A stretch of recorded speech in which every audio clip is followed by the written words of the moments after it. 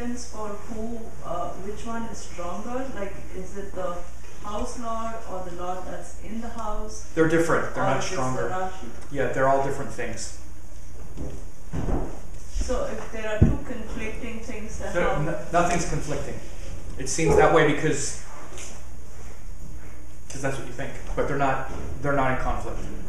The thing that rules it, the house, is different than the house ruler, and that's different than even what's called the karaka. They're different things. You interpret them differently.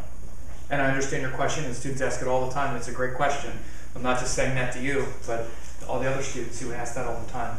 There's infinite possibilities for things to seem like they're conflicting, but they're really not. They're different things.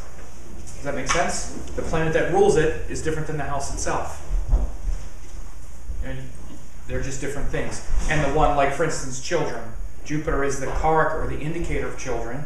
The fifth house ruler in the chart is the planet of children for that person. And the fifth house itself is the house of children. So of course the question, and there's a harmonic chart that's devoted just to children. So what happens when they say different things?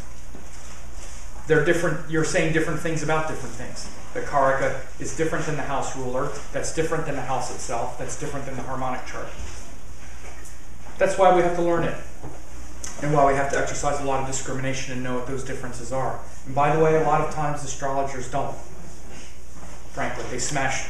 In fact, they don't even smash things like that together. That's pretty common. But they'll smash things together like, well, Sun and Mars, they're both fiery, so Moon and Venus, they're both the feminine planets, so they're kind of the same, even though they're not. Does that make sense? So we're used to drawing a lot of times. Again, it's not disparaging any individual astrologer's work. It makes sense to group things, but we always have to be careful grouping things, because Moon and Venus are way different. Mars and Sun are way different. We know what they share in common.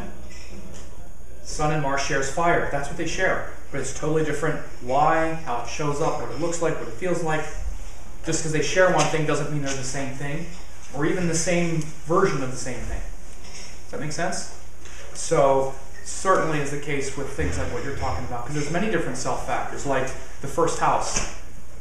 The karaka of the first house is actually the Sun, right? But then you also have a ruling planet, which rules that first house, but then you also have the first house itself, like a planet in the first house. They're all different things, okay? Does that make sense?